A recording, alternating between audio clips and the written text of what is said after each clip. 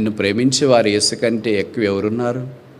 నీ కొరకే ప్రాణం పెట్టిన వారు యేసు ప్రభు తప్ప ఎవరున్నారు? నిన్ను ప్రేమతో ఆహ్వానిస్తున్న వారు యేసు ప్రభు తప్ప ఎవరున్నారు? నిన్ను ప్రేమతో పిలిచేవారు యేసు తప్ప ఎవరున్నారు? నిన్ను ప్రేమతో చేర్చుకునేవారు యేసు తప్ప ఎవరున్నారు? నీ జీవితాన్ని ప్రేమతో మార్చేవారు యేసు తప్ప ఎవరున్నారు? ఈ ప్రేమగల రక్షకుడు వద్దా? అతడు నన్ను విందుశాలకు తోడుకొని వచ్చును, నా మీద ప్రేమను ధ్వజముగా ఎత్తెను. నన్ను ఇంతగా ప్రేమించడానికి నాలో ఏం చూసావు ప్రభువా? పాపిని కదా, దుర్మార్గుడిని కదా, చెడిపోయాను కదా. 4 రోజులు సమాధిలో లాజరు ఉన్నాడు. నేనైతే ఎన్నేళ్ళు ఉన్నానో, 10 ఏళ్ళు, 20 ఏళ్ళు, 30 ఏళ్ళు, 40 ఏళ్ళు, 50 ఏళ్ళు కొంతమంది సమాధిలో ఉండి యేసు ప్రభు యొక్క శిలువ ద్వారా బయటకు వచ్చిన వాళ్ళు ఉన్నారు. లాజరు కంటే అద్భుతమైన కార్యం నా జీవితంలో చేసిన. 4 రోజుల్లో సమాధిలో ఉన్నవాడు బయటకు వస్తేనే అంత అద్భుతమైతే, ఇన్నేళ్లుగా పాప సమాధిలో ఉన్న నేను యేసు ప్రభు యొక్క నామమున బయటికి తీసుకురాబట్టాను. ఆయన మనల్ని ప్రేమించిన ప్రేమ మన ఊహకు జ్ఞానమునకు అందనిది. అంటే ఆయనను ప్రేమించే ప్రేమ పరిమితి కలిగింది.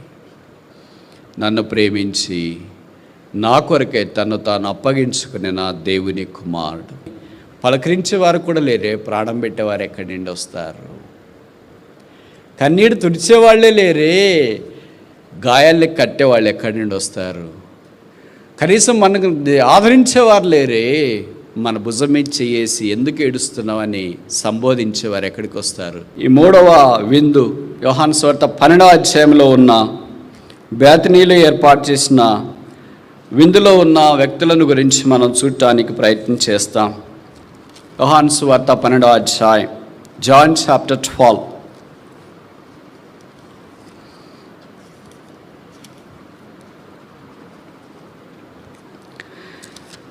జాన్ చాప్టర్ 12, యోహాను సువార్త 12వ అధ్యాయం. అక్కడ వర్స్ 1, 1వ వచనం. అక్కడ వారు ఆయనకు విందు చేసిరి. 2వ వచనం. మార్త ఉపచారం చేసిను, లాజరు ఆయనతో కూడా భోజనమును కూర్చున్న వారిలో ఒకడు. అప్పుడు మరియ మిక్కిలి విలువగల అచ్చ జటామాంస అత్తరొక్క సేరున్నర ఎత్తుకొని యేసు పాదము తన తల వెంట్రుకల పాదములు తుడిచెను. ఇల్లు అత్తరు వాసనతో నిండెను. ఈ ఫీస్ట్లో మనకి ఈ విందులో 5 మంది కనిపిస్తున్నారు. మొదటి యేసు ప్రభు, 2వది మార్త, 3వది మరియా లేదా 4వది లాజరు, 5వది మన బ్రదర్ కూడా ఉన్నాడు. ఆయన ఏం మిస్ కాలేదు. ఏం పేరు? యూదా ఇస్కరియోతు. ఈ 5 మంది ఈ విందు దగ్గర ఉన్నారు. ఈ 5 మందికి విందు ఎలాంటి సందేశం ఇస్తుంది? ఈ 5 మందిలో మనం ఎలాంటి వాళ్ళము? మనము పొందే సందేశం. మరియను గురించి మనం ఆలోచించడానికి ప్రయత్నం చేస్తాం. అది యేసు ప్రభు వారు భూమి మీద ఉన్న దినాల్లో మొదటి అభిషేకం కన్నీటితో. ఇది 2వ అభిషేకం అత్తరుతో. ఏంటి బ్రదర్స్, సిస్టర్స్ని గురించి చెప్తున్నారు ఈరోజు అని మీలో అనుమానం రావచ్చు. దీనికి చాలా కారణాలు ఉన్నాయి. ఒక బైబిల్ కారణం ఒకటి చెప్తా. స్త్రీలు బైబిల్లో ముఖ్య భూమిక పోషించినారు. విశేషమైన ప్రాముఖ్యత వారిది. కనుక వారి పాత్ర, వారి ఆత్మీయమైన జీవితాన్ని గురించి మనం పరిగెరకపోతే మనము ఎన్నో పాఠాలు మిస్ కావటానికి అవకాశం ఉంది. గొప్ప కార్యాన్ని గురించి మాట్లాడుకుందాం, తలంచుకుందాం. Women is the most powerful worshipper. స్త్రీ చాలా శక్తివంతమైన ఆరాధికురాలు. మరియా యేసు పాదముల దగ్గర కూర్చున్నట మనము గమనించవచ్చు.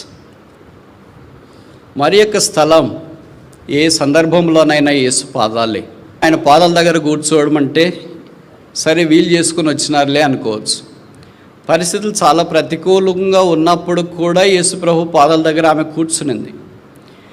ఆమె యేసు ప్రభుతో 3 సార్లు మనకు కనిపిస్తుంది. 3 సార్లు ఆమె ప్లేస్ ఏంటంటే ఫీట్, యేసు పాదాలు. మొదటి సందర్భము లూకాసు సువార్త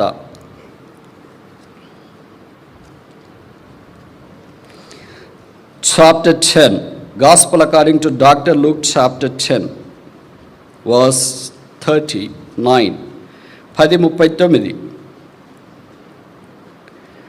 ఆమెకు మరియను సహోదరి ఉండెను. ఈమె యేసు పాదముల యొద్ద కూర్చుండి ఆయన బోధ వినుచుండెను. ఫీట్ సెంటర్డ్ బిలీవర్, యేసు పాదములు కేంద్రీకృతంగా కలిగిన సహోదరిగా మనం చూస్తున్నాం. ప్రభు యొక్క బోధ ఆయన పాదాల దగ్గర కూర్చుని వినటం చాలా మంచిది. మరి అలాంటిది కాదు, ఆయన పాదం దగ్గర కూర్చుండి వాక్యం వినటానికి పూనుకొనుంది. ఆయన బోధ వినొచ్చుండేను. ఆమెనేవి డిస్ట్రాక్ట్ చేయలేకపోయినాయి. ఆ ఇంట్లో వంటలు చేసే వాసనలు డిస్ట్రాక్ట్ చేయలేదు. అంటే ఆమె మనస్సును లాగలేకపోయినాయి. ఇరుగు పొరుగు వారు వచ్చేవాళ్ళు ఏమి లాగలేకపోయినాయి. ఆయన పాదాల దగ్గర కూర్చోటానికి ఇష్టపడట్లేదు. ఎలాగ చెప్తుంటారులే వీళ్ళు అని అనుకుంటానే ఉండే జీవితం అలాగే ముగిసిపోద్ది. ఇక పరలోకానికి వెళ్ళిన తర్వాత ఎక్కడ ఉంటాం మరి? ఆయన పాదాల దగ్గర ఉన్న వాళ్ళు చాలామంది వాక్యంలో ఉన్నారు కదా. ప్రకటన కదా 1వ అధ్యాయంలో యోహాను అన్నాడు కదా, నేను ఆయనను చూచిన వెంటనే చచ్చిన వాని వలె ఆయన పాదముల యొద్ద పడి తిని.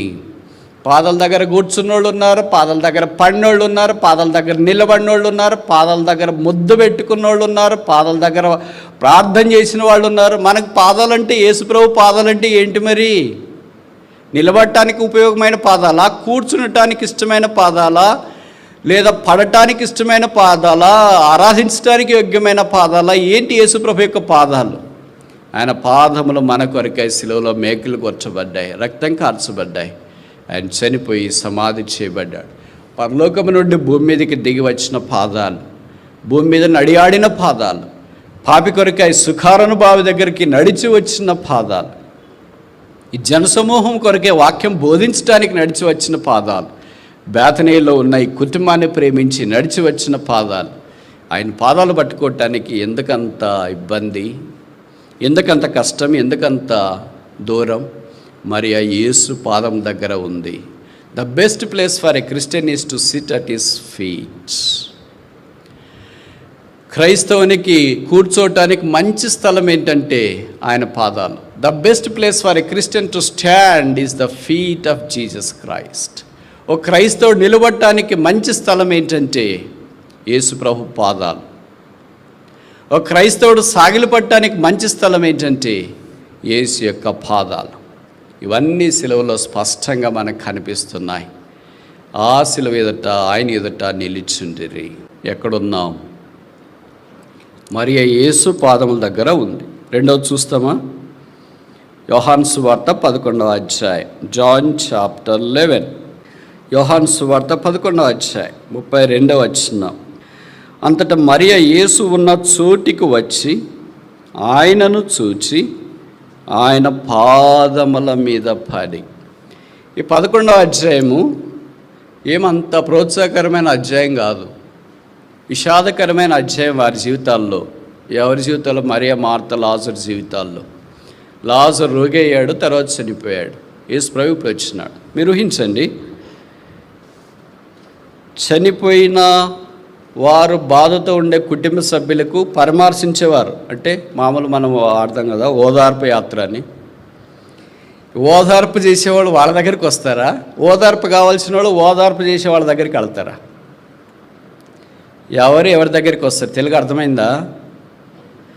ఎవరైనా వాళ్ళ ఇంట్లో చనిపోయించి ఆ బెరీడ్ ఫ్యామిలీ దగ్గరికి, అంటే చనిపోయిన కుటుంబం వారి దగ్గరికి ఓదార్చాలనుకున్న వాళ్ళు వెళతారా?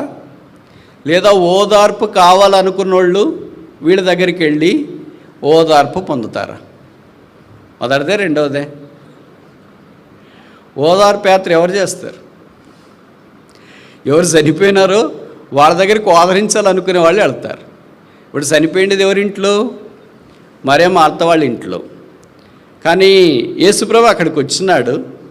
యేసుప్రభువు మరియ మార్త దగ్గరికి వెళ్ళాడా? మరియ మార్తలే యేసుప్రభు దగ్గరికి వెళ్ళారా?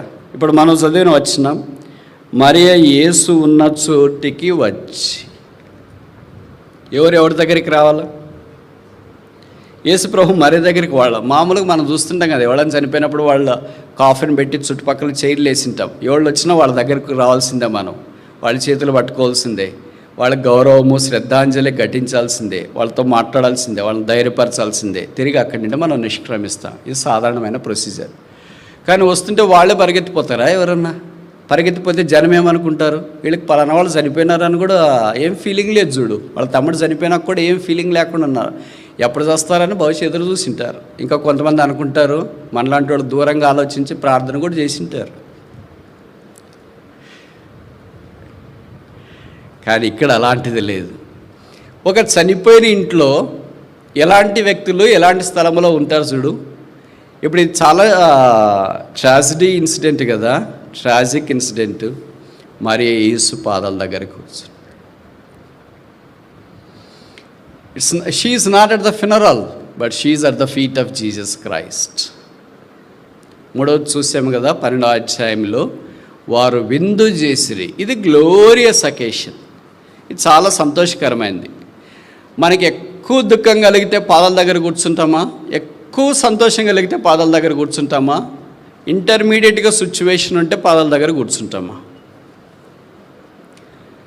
నేను అడిగిన ప్రశ్నలు అర్థమయ్యాయి అనుకుంటా కదా.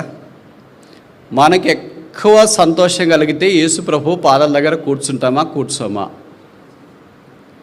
మీరు ఊహక అందరి విధానంలో మీకు ఉద్యోగం వచ్చిందనుకో, ఎంసెట్ నీటో రాసినారు, ఫస్ట్ ర్యాంకో సెకండ్ ర్యాంకో వచ్చింది, పోయి మోకరించి బైబిల్ పట్టుకొని ఇట్లే చదువుతూ ఉంటావా ఫోన్ ఆఫ్ చేసి? అబద్ధం చెప్పొద్దు. అలాగే ఉంటారా? ఎలాగుంటారు మరి? అసలు ఎన్ని కాల్స్, ఎంతమందో, ఎంత అభినందనలో, ఎన్ని టెక్స్ట్లో, ఎన్ని మెసేజ్లో, ఒక ఫోన్ సరిపోదు. అప్పుడు వాళ్ళ అమ్మగారు తెచ్చిస్తారు, రే మీ మామయ్య ఫోన్ చేశారా, వాళ్ళ డాడీ తెచ్చి మీ అత్తయ్య ఫోన్ చేశారా. వీళ్ళందరితో మాట్లాడుతుంటే ఇంకా కొంతమంది స్కూల్ వాళ్ళు వస్తారు, కాలేజీ వాళ్ళు వస్తారు, మాలాంటి బోధకులు వస్తారు, అందరూ వస్తూనే ఉంటారు. ఇంకెక్కడ యేసు పాదాలు. కానీ ఈశ్వరులకు చాలా సంతోషమైన సందర్భములో ఆ పాదాలు కనబడవు. ముఖ్యంగా బైబిల్ చరిత్రలో ఇదొక్కటే occasion, unique occasion in the whole biblical history. 4 రోజులు సమాధిలో నుండి బయటికి వచ్చినాడు. This the only unique wonder that was struck performed in a place called Bethany.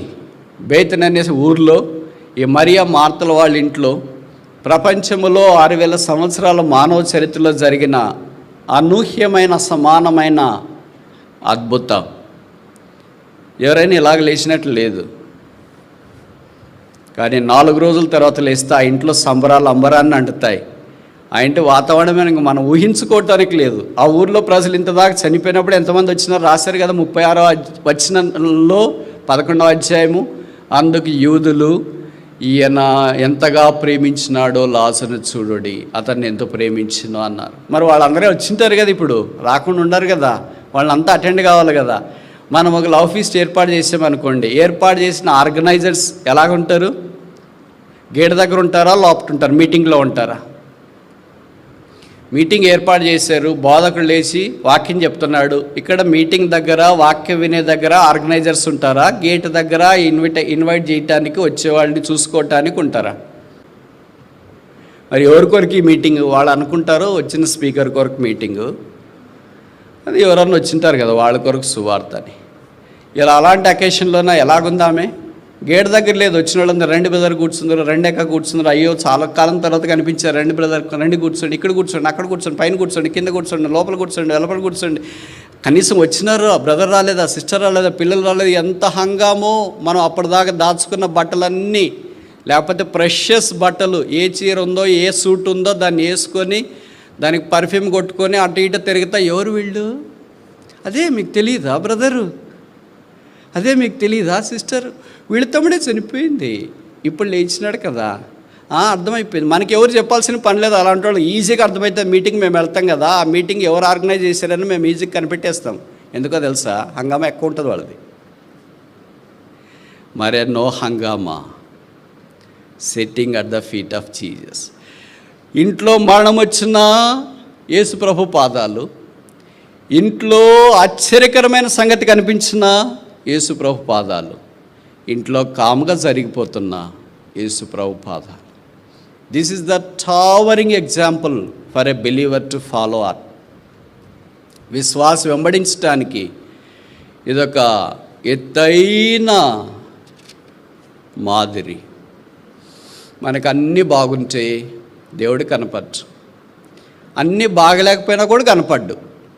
యావరేజ్గా నెల జీతం వస్తూ ఉండి అటు ఇటు జరుగుతూ ఉంటేనే ప్రార్థన చేసుకోవాలి, చేసుకోకపోతే ఏమవుతుందో అని భయంతో చేసుకునే వాళ్ళు చాలామంది ఉంటారు. వాక్యం చదువుకోవాలి, చదవకపోతే ఏమవుతుందో అని భయపడే వాళ్ళు ఉంటారు. ఈ దినం ఆదివారం మందిరం కూడా వచ్చేవాళ్ళు చాలామంది అలాగే వస్తారు. పోకపోతే సండే ఉన్నట్లు ఉండదు. అందుకని వెళ్ళి అలా కూర్చొని అలాగే ఆశీర్వాదం తీసుకొని అలాగ బయటకు వచ్చేస్తే ఒక సండే మాదిరి ఉంటుంది అని వచ్చేవాళ్ళు చాలామంది ఉంటారు. సరే, మెట్టుకు ఏదో ఒక ఉద్దేశంతో వస్తున్నావు, ప్రభుకు స్తోత్రాలు, కక్ష చేతనం, మెష్యాతనం, ఏదో ఒక పరిస్థితిని బట్టి వస్తూ ఉన్నావు. అయితే ఆయన పాదాల దగ్గర వచ్చిన మనము కూర్చోటానికి ఇష్టపడుతున్నామా? నన్ను ప్రేమించి నా కొరకై తన్ను తాను అప్పగించుకున్న దేవుని కుమారుడు ఆయన పాదాల దగ్గర కూర్చున్న మరియవలే ఎలాంటి పరిస్థితులు, ఆరాధనకైనా బాధకైనా సామాన్యమైన స్థితిలో ఉన్న ఆయన పాదాలు విడువని సహోదరి. కనుక ఈమెకు మనం ఒక పేరు పెడదామా? సిట్టింగ్ బిలీవర్, కూర్చుని ఉండే విశ్వాసి. అందరూ అలాంటి వాళ్ళే ఉండరుగా.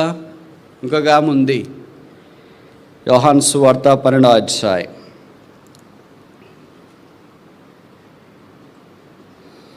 2వ వచనం.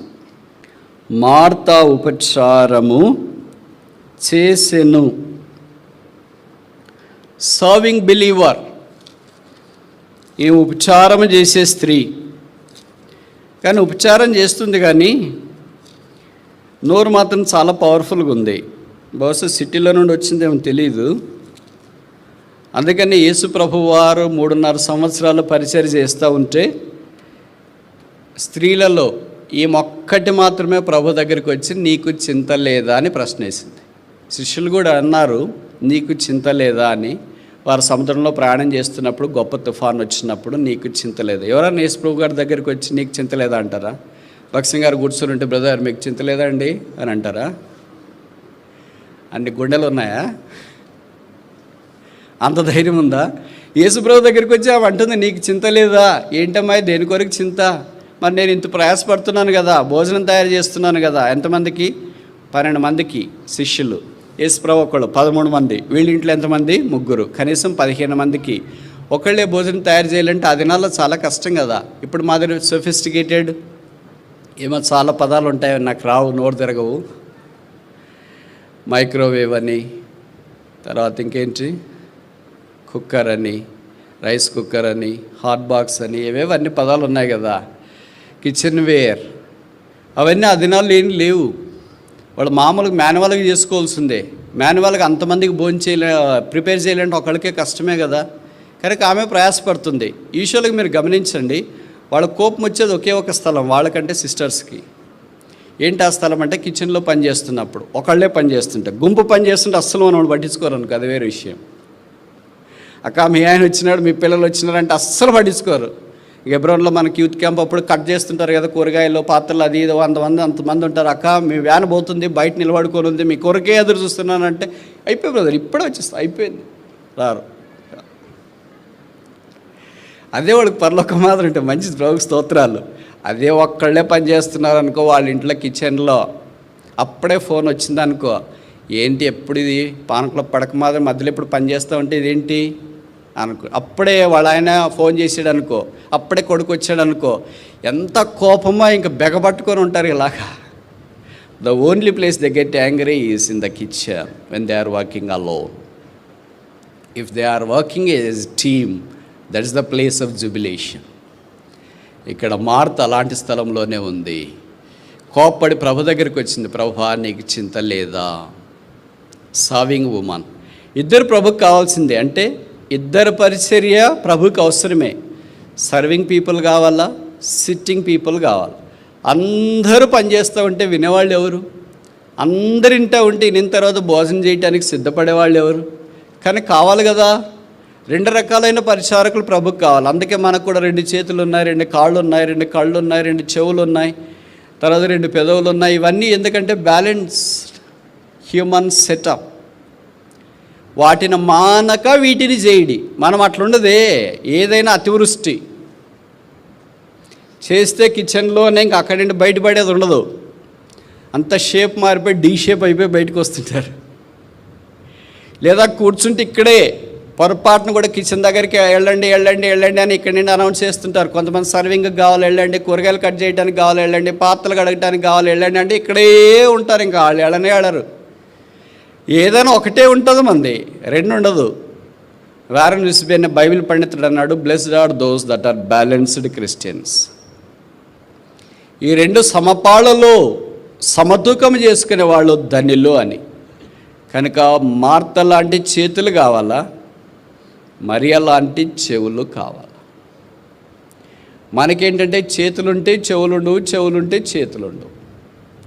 వీళ్ళిద్దరితో పాటు లాజరు కూడా అక్కడ మనకు కనిపిస్తున్నాడు. ఆ లాజరు సైలెంట్ బిలీవర్, ఏం మాట్లాడలేదు ఆయన. బహుశా షాకు గురయ్యాడేమో. కొంతమంది ఇలాగే షాకు గురవుతారు కదా, అంటే ఏదైనా జరగకూడదు జరిగిన తర్వాత వాళ్ళు అంత తేలిగ్గా కోలుకోలేరు. ఇప్పుడు ఏదైనా ఒక యాక్సిడెంట్ జరిగింది, లేకపోతే ఏదైనా అనారోగ్యంతో హాస్పిటల్ నుండి వచ్చినారు, వాళ్ళు అంత తేలిగ్గా కోలుకోలేరు. ఇంకా బలహీనంగానే ఉంటారు, ఇంకా ఏదో ధ్యాసలోనే ఉంటారు. మనం ఏదో చెప్తే వాళ్ళు ఏదో ఆలోచిస్తుంటారు. 4 రోజులు సమాధిలో నుండి పోయి తేరుకొని ఇప్పుడు బయటకు వచ్చిన తర్వాత యేసుప్రభు దగ్గర కూర్చొని ఉంటే ఏం మాట్లాడట్లేదు, వచ్చిన వాళ్ళకి స్పందించట్లేదు. ఆయన కూడా అక్క ఇది కావాలా, ఇది కావాలా, ఇది తినాలి, లేకపోతే మీరు కూడా కూర్చోండి, లేదా నేను అక్కడికి వచ్చి హెల్ప్ చేయనా అని ఏం మాట్లాడట్లేదు. You are just silent believer. ప్రభుకు స్తోత్రాలు. యేసును చూడటానికి మాత్రమే కాక, చూడండి యోహాను సువార్త 12వ అధ్యాయం, జాన్ చాప్టర్ 12 వర్స్ 9. యోహాను 12:9. కాబట్టి యూదులలో సామాన్య జనులు ఆయన అక్కడ ఉన్నాడని తెలుసుకుని యేసును చూచుటకు మాత్రమే గాక మృతులలో నుండి ఆయన లేపిన లాజరును కూడా చూడవచ్చురి.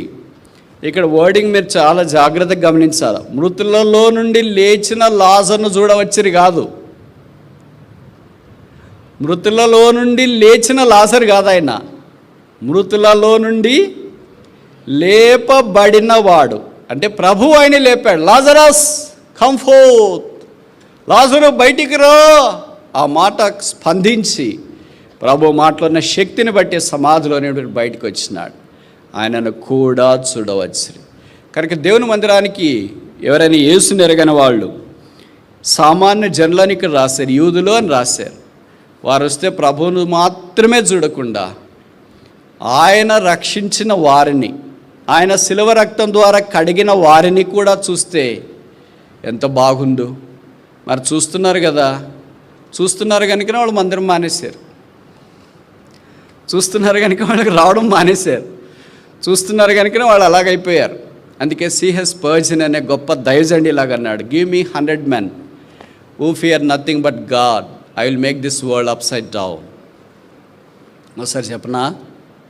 Give me 100 men who fear nothing but God, I will make this world upside down. దేవుడు అంటే మాత్రమే భయపడే 100 మందిని నాకు ఇవ్వండి, ఈ ప్రపంచాన్ని నేను తలకిందలు చేస్తా. విచిత్రం ఏంటంటే ఆయన 6,000 మంది పాస్టర్లను తరబితి చేశాడు. ఈయన ప్రిన్స్ ఆఫ్ ప్రీచింగ్ అంటారు, బోధకులకి ఆయన బోధకుడు అంటారు. మరి 6,000 మందిలో 100 మంది కనిపించలేదు అనుకుంటా ఆయనకు. అప్పుడే కనిపించకపోతే ఇప్పుడు ఎలా కనిపిస్తాం? Alas, the world has not provided 100 men who could fear only God. దేవునికి మాత్రమే భయపడే 100 మందిని ప్రపంచం ఇప్పటిదాకా ఇవ్వలేదు అనుకుంటా. అందుకే the world is as it is very stable. చాలామంది యేసును చూసి అభ్యంతరపడరు, కానీ యేసును వెంబడిస్తున్నామని చెప్పుకునే మనల్ని చూసి అభ్యంతరపడుతున్నారు.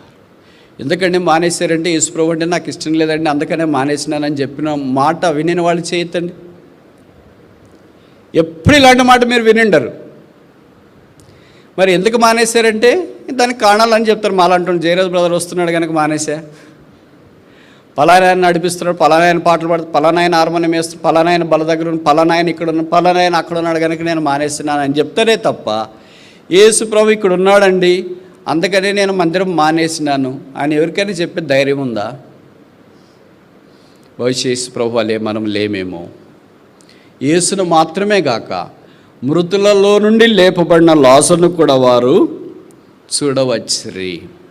ఇప్పుడు ఎంతమందిని చూసాం మనము? ఈ విందు దగ్గర ముగ్గురు చూసినాం. మొదటి వ్యక్తి ఎవరు? మరియా. ఏ జ్ఞాపకం చేస్తుంది? సిట్టింగ్ బిలీవర్, పాదాల దగ్గర కూర్చున్న విశ్వాసి. రెండవది ఎవరు?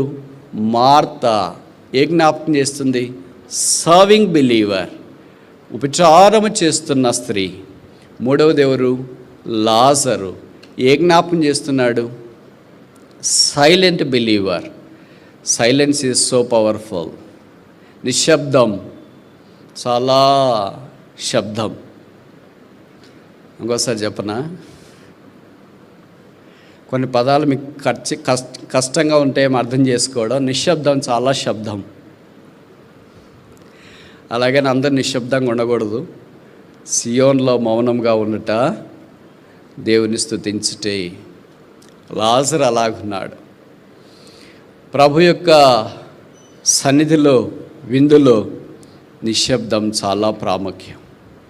మీరు ఎప్పుడు లైబ్రరీలకు వెళ్ళినా భూమి మీద నిశ్శబ్దంగా ఉండే స్థలం అదొకటే. బయట బోర్డు పెట్టుంటారు. ఎక్కడో లైబ్రరీకి వెళ్ళాల్సిన పని లేదు. కొంతమంది భార్య భర్తలే వాళ్ళ ఇంట్లో ఒక లైబ్రరీ. అంటే ఎవరికి మాట్లాడుకోరు, అంత నిశ్శబ్దం. భర్త నిశ్శబ్దం, భార్య నిశ్శబ్దం, పిల్లల నిశ్శబ్దం. భర్త ఇంట్లోనికి వస్తే పిల్లి వచ్చే ఎలక భద్రం, భార్యకి ఎలక, కూతురుకి ఎలక, కొడుకకి ఎలక, ఎలకలన్నీ భద్రం. పిల్లి ఎవరు? బ్రదర్.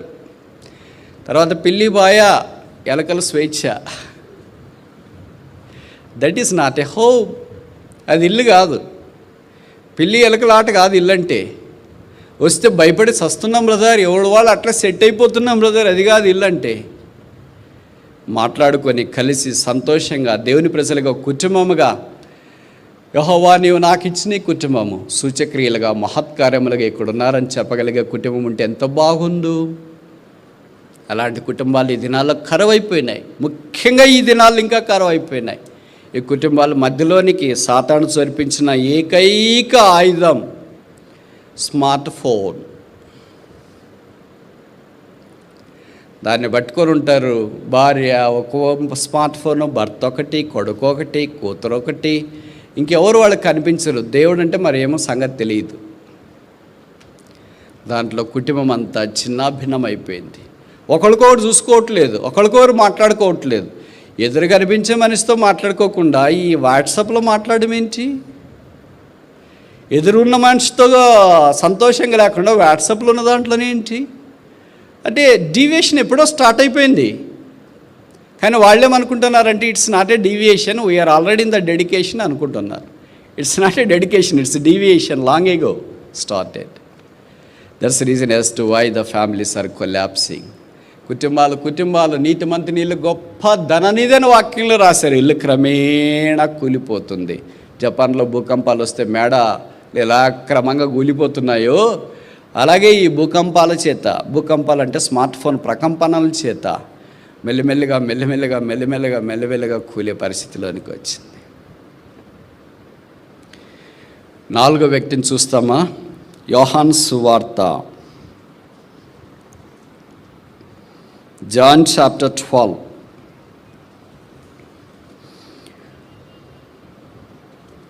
verse 4. యోహాను 12:4. ఆయన శిష్యులలో ఒకడు అనగా ఆయనను అప్పగింపనయ్యున్న ఇస్కరియోతు యూదా ఈ అత్తరెందుకు 300 దేనారములకు అమ్మే బీదలకు ఇయ్యలేదనెను. వాడిలాగు చెప్పినది బీదల మీద శ్రద్ధ కలిగిన కాదు గాని వాడు దొంగ అయి ఉండి తన దగ్గర డబ్బు సంచి ఉండినందున అందులో వేయబడిన దొంగలించుచూ వచ్చాను గనుక అలాగూ చెప్పాను. ఈ స్టోరీ, ఈ రిమార్క్స్, ఈ కామెంట్స్ యేసుప్రభు చెప్పినవే స్వయాన నోటితో. కనుక ఆయనకు యేసుప్రభుని ఆరాధించడం అంటే వర్షిపింగ్ ఈజ్ ఎ వేస్ట్. ఎవరైతే ఆరాధన వేస్ట్ అంటారో, వర్షిప్ ఈజ్ ఎ వేస్ట్ అంటారో, they have inculcated the spirit of Judas ఇస్కరియోట్.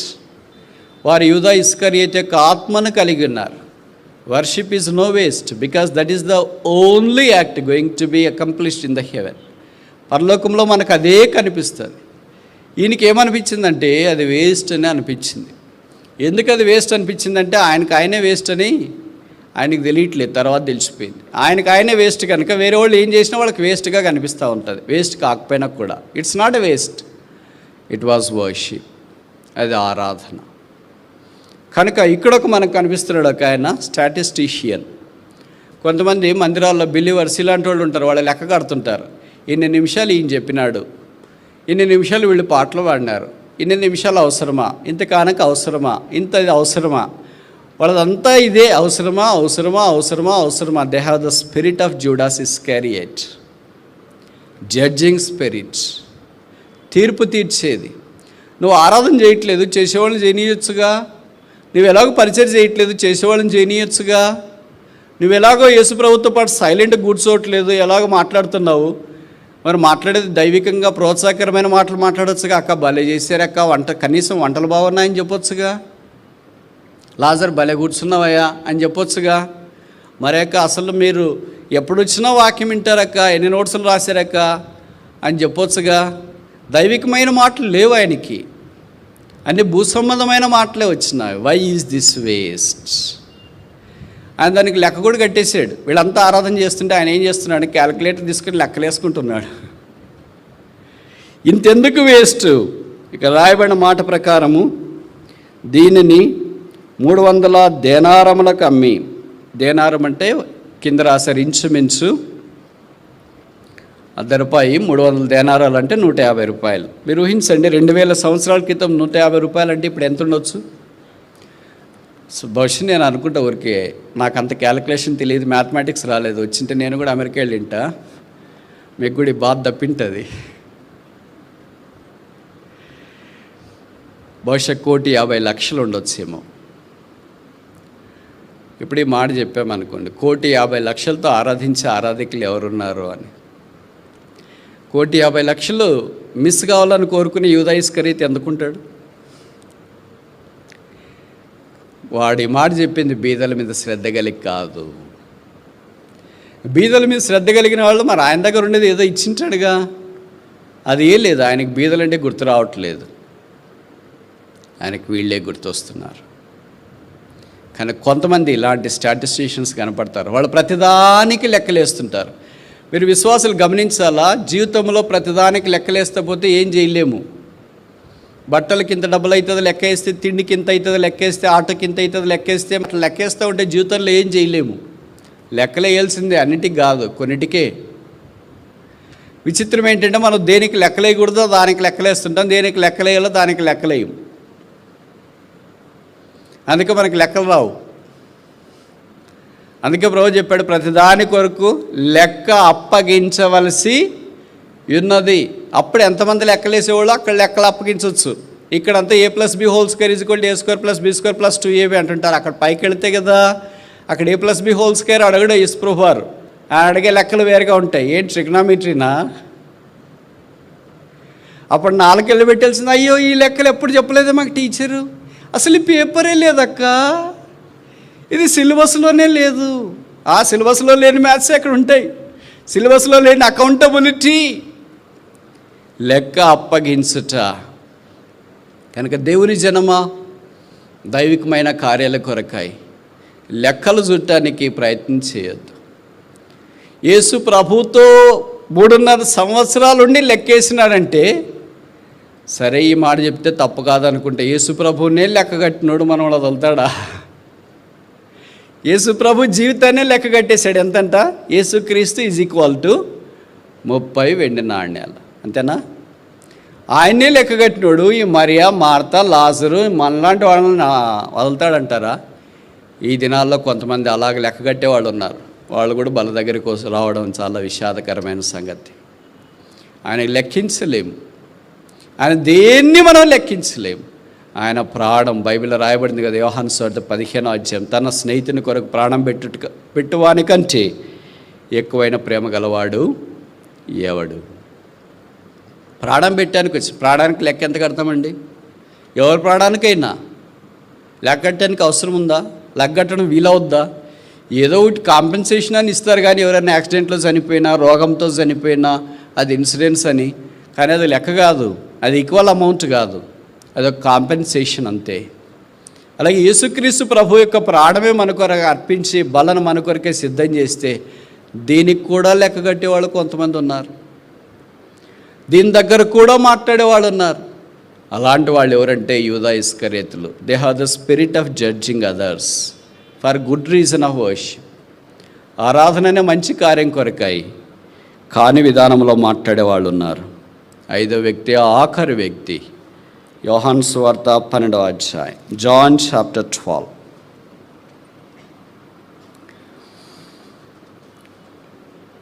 Verse 7.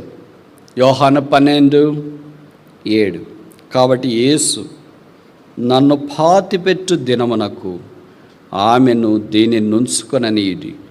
బీదలు ఎల్లప్పుడూ మీతో కూడా ఉందరు, కానీ నేను ఎల్లప్పుడూ మీతో కూడా ఉండను. స్కోల్డింగ్ సేవియర్, గద్దించే రక్షకుడు. ఆమెను ఉండనీయండి, అలాగ ఆమె ఆరాధన ఆమెను చేయనీయండి, ఆమె పనులు ఆమెను చేయనీయండి, ఆ ఇంట్లో కార్యక్రమాలు జరగనీయండి. బీదలు ఎప్పుడు మీ దగ్గర ఉంటారు, అయితే నేను భౌతికంగా ఎల్లప్పుడూ మీతో ఉండాను. What a fitting conclusion for this whole story of the feast. ఈ గొప్ప విందు అనే సందర్భానికి ఇలాంటి రమమైన ముగింపు ఈ వాక్యం మనకు జ్ఞాపకం చేస్తుంది. ఈ 5 రకాలైన మనుషుల్లో మనం ఏ రకం? మీరు చెప్తారా, నేను చెప్పాలా? నేను చెప్తే క్రూడుగా ఉంటుంది, రోడ్డుగా ఉంటుంది. మరే వల్లే కూర్చునే రకమా, సిట్టింగ్ బిలీవర్సా? మార్త వల్లే సర్వింగ్ బిలీవర్సా, సేవ ఉపచారం చేసేవాళ్ళమా? లాజరు వల్లే సైలెంట్ బిలీవర్సా? మౌనంగా వచ్చి కూర్చొని పోతుంటారు కొంతమందిని. We appreciate there silence. కానీ ఇది లైబ్రరీ కాదు, ఎంతకాలం అలాగొచ్చి కూర్చుని పోతారు. షాక్లో ఇంటికి దేరుకోండి, వస్తున్నారు, కూర్చుంటున్నారు, ఆరాధన చేయరు, పాటలు పాడరు, సైలెంట్గా ఉంటారు. వాళ్ళ సైలెన్స్ నిశ్శబ్దం, శబ్దం. 4వ రకం ఎవరు? స్టాటిస్టిషియన్స్. ప్రధాన్ని లెక్కించే వాళ్ళు ఉంటారు, ప్రధాన్ని జడ్జించి తృణీకరించే వాళ్ళు ఉంటారు, నిరాకరించి తప్పుగా మాట్లాడే వాళ్ళు ఉంటారు. If you have no commendation, you have no right to comment. ఇంకోసారి చెప్పనా? If you have no commendation for a preacher or a singer or a musician or a teacher or a spiritual brother or a believer, you have no right to comment upon them. నీకు ఒక వ్యక్తిని గురించి ఆత్మీయంగా మెచ్చుకొని ప్రోత్సహించి అభినందించే ఆత్మ లేకపోతే వారిని గురించి విమర్శించే ఆత్మ హక్కును కోల్పోయావు. పౌలు కొరింథీయులకు రాస్తూ మొదటి పత్రిక 11వ అధ్యాయంలో నేను మిమ్మల్ని మెచ్చుకొనుచున్నానని మొదట రాసి తర్వాత నేను మిమ్మల్ని మెచ్చను. That is the spirit of the godly man. దైవత్వము కలిగిన వ్యక్తి ఏంటంటే మెచ్చుకునే సంగతులు ఇవన్నీ ఉన్నాయి, అయితే దాంతోనే వదిలించి పంపించట్లేదు. మెచ్చుకోలేని సంగతులు కూడా కొరింథీయులారా మీలో ఉన్నాయి. మనకు అవే జ్ఞాపకం చేయబడుతున్నాయి. మనలో మెచ్చుకొనని సంగతులు, దట్ క్యాన్ బి కమెండెడ్, ఇది మెచ్చుకోలేరు. అదే పాపం, అదే పతనం, అదే ఓడిపోయిన స్థితి. అందుకే ప్రభు మనల్ని హెచ్చరిస్తున్నాడు, ఆమెని పని చేయని. ఎవరి పని వాళ్ళు. మార్త పని మార్త, లాజరు పని లాజరు, తర్వాత మరియ పని మరియ. కానీ మనము ఈ ముగ్గురు వల్లే పనిచేస్తున్నామా? నాకు తెలుసు అలా కాదనుకుంటా. ఎలాగ పనిచేస్తున్నాం మరి? నేను చెప్పాలా, మీరు చెప్తారా? యూదా ఇస్కరియోతు వల్లే. Why is this waste? ఎందుకు ఇది వ్యర్థము? 150 రూపాయలు అయింటాయి కదా, ఎవరికైనా పేదలకు ఇవ్వచ్చు కదా అంటే నాకంటే నాకు కాదు, యూదా ఇస్కరియోతుకి ఇవ్వచ్చు కదా అని ఆయన వర్షన్. ఎవరికైనా ఇవ్వండి అంటే అర్థం ఏంటి? నాకు ఇవ్వండి అని బహుశా ఆయన అనుకున్నాడేమో. కానీ ప్రభు అన్నాడు, బీదలు ఎల్లప్పుడూ మీతోనే ఉంటారు, నేను ఎల్లప్పుడూ భౌతికంగా మీతో ఉండను. ఆ భౌతికంగా ఉన్న ప్రభువారు మన కొరకే శిలువ మీదకి వెళ్ళి తన తలనిచ్చినాడు, తన ముఖాన్ని ఇచ్చినాడు, తన చేతుల్ని ఇచ్చినాడు, తన దేహం ఇచ్చినాడు, తన ప్రక్కనిచ్చినాడు. బల్యంతో పొడిచినారు. కారం లేని గాయాలు ఎవరికి? హేతు లేని దెబ్బలు ఎవరికి? రక్త ప్రవాహం ఎవరి కొరకు? ఎవరి కొరకు ప్రాణం పెట్టడం? ఎవరి కొరకు తన జీవితాన్ని అలాగూ సిలువలో అర్పించడం, వారి పాప విమోచన క్రయధనం గొప్పది, లేదా ప్రాణ విమోచన క్రయధనం గొప్పది. అది ఎన్నటికీ తీరక అట్టుండవలసిందే. భ్రష్టులము, పాపులము, చెడిపోయిన వారము, దుర్మార్గులము, దూరస్థులమైన మనల్ని పలకరించే వారు కూడా లేరే. ప్రాణం పెట్టేవారు ఎక్కడి నుండి వస్తారు? కన్నీడు తుడిచేవాళ్లే లేరే. గాయాల్ని కట్టేవాళ్ళు ఎక్కడి నుండి వస్తారు? కనీసం మనకు ఆదరించేవారు లేరే. మన భుజం మీద చేసి ఎందుకు ఏడుస్తున్నామని సంబోధించేవారు ఎక్కడికి వస్తారు? అదే సిలువ ప్రేమ సముద్రం. అక్కడి నుండే ప్రవహించిన ఆ రక్తపు ఊట, అమూల్యమైన రక్తం, అమూల్యమైన వాగ్దానాలు, అమూల్యమైన వాడు, అమూల్యమైన విశ్వాసము, ఏర్పాటు చేయబడిన జనము, రాజులైన యాజక సమూహము, దేవుని సొత్తైన ప్రజలు, రాయల్ ప్రీస్ట్, సిలువ ద్వారా చేయబడ్డ. ఇప్పుడు ఆయన మనల్ని విందుశాలలోనికి తోడుకొని వచ్చినాడు.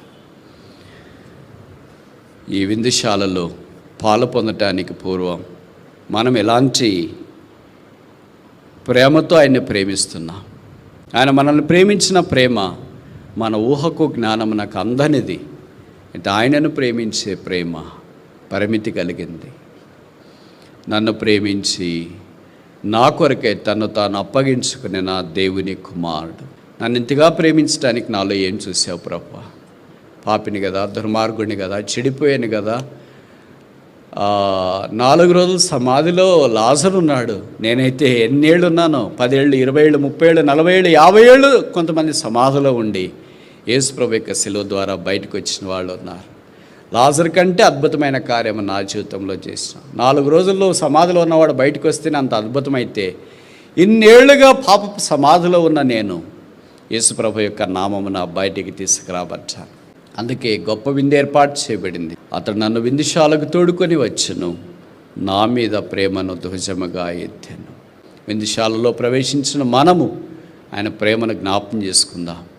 యేసు రక్తం ప్రతి పాపము నుండి మనల్ని కడిగి పవిత్రులుగా చేయును. పవిత్రపరిచేది ఆయన రక్తమే, కడిగేది ఆయన రక్తమే, శుద్ధీకరించేది ఆయన రక్తమే, మన జీవితాలను బాగు చేసేది, నిలువబెట్టేది ఆయన రక్తమే, దున్నమాడేది ఆయన రక్తమే, దయగలిగింది ఆయన రక్తమే, దారి చూపేది ఆయన రక్తమే, విజయం ఇచ్చేది ఆయన రక్తమే, దరికి చేర్చేది ఆయన రక్తమే, విశ్వాసంలో కొనసాగటానికి సహాయం చేసేది ఆయన రక్తమే. అదే యేసు ప్రభు యొక్క రక్తం. యేసుని నువ్వు ఇంకా అంగీకరించకపోతే, పాపక్షమాపణ, మారుమనసు పొందకపోతే, పర్వాలేదులేని దూరంగా ఉంటే, నిన్ను ప్రేమించే వారు యేసు కంటే ఎక్కువ ఎవరున్నారు? నీ కొరకే ప్రాణం పెట్టిన వారు యేసు ప్రభు తప్ప ఎవరున్నారు? నిన్ను ప్రేమతో ఆహ్వానిస్తున్న వారు యేసు ప్రభు తప్ప ఎవరున్నారు? నిన్ను ప్రేమతో పిలిచేవారు యేసు తప్ప ఎవరున్నారు? నిన్ను ప్రేమతో చేర్చుకునేవారు యేసు తప్ప ఎవరున్నారు? నీ జీవితాన్ని ప్రేమతో మార్చేవారు యేసు తప్ప ఎవరున్నారు? ఈ ప్రేమగల రక్షకుడు వద్దా? పాపక్షమాపణ వద్దా? మారుమనస్సు వద్దా? రక్షణ భాగ్యం వద్దా? సిలువకు మునికోలలకు ఎదురుతన్నతో ఎంతకాలం నువ్వు జీవిస్తా? దేవుని అనుగ్రహైశ్వర్యం మారు మనసు పొందటకు నిన్ను ప్రేరేపించుదని ఎరగక ఆయన సహనాన్ని, దీర్ఘశాంతాన్ని తృణీకరించడానికి ప్రయత్నం చేయొద్దు. సిలువెద్దకు రా, పాపక్షమాపణ పొందు, మారు మనస్సు పొందు, రక్షణ పొందు. ఆ సిలువ ప్రేమను అంగీకరించడానికి తీర్మానం చేసుకో.